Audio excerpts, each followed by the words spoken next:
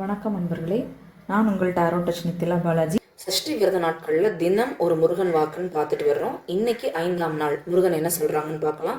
செந்திலாண்டவன் துணையோட முதல் கார்டு பற்றி பார்த்தீங்கன்னா, நண்பர் உறவினர்னு யார் கைவிட்டாலும் நான் உன்னை கைவிட மாட்டேன் அப்படின்னு முருகன் சொல்றாங்க. அப்போ யாராவது உங்களுக்கு துரோகம் பண்ணிட்டாங்கன்னு நீங்கள் கவலைப்பட்டாலோ, இல்லை இந்த உறவு இந்த நண்பர் நட்பு வட்டாரம் நம்மக்கிட்ட பேசாமல் பழகாமல் இருக்காங்க, ஒரு பகையாயிடுச்சுன்னு நீங்கள் கவலைப்பட்டாலோ, கஷ்டமான நேரத்தில் கைவிட்டாங்கன்னு நீங்கள் கவலைப்பட்டாலோ, இனிமேல் அந்த கவலையே வேண்டாம். ஏன்னா முருகன் எப்போதும் கூடயே இருக்காங்க.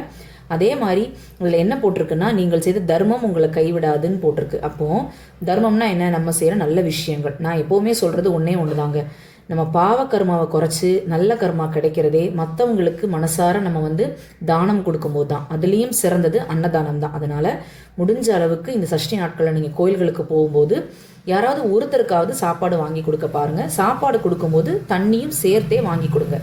2வது கார்டில் என்ன வந்திருக்குன்னு பார்த்தீங்கன்னா, அழகா இருக்கார்ல வள்ளி தேவயானையோட முருகன். 6வது படை வீட்டில் உள்ள முருகன் நமக்கு வந்திருக்காங்க. அதாவது பழமுதிர்ச்சோலையில் உள்ள முருகன் வந்திருக்காங்க. அதனால முடிஞ்சா பழமுதிர்ச்சோலை போயிட்டு வாங்க.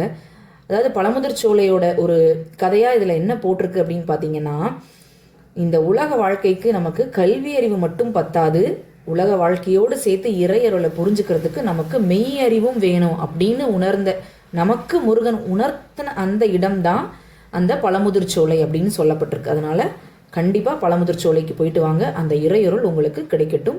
முருகன் அருள் எல்லோருக்கும் கிடைக்கட்டும். நன்றி அன்பர்களே. சத்தியமாகும் அறுபடையோ சண்முகா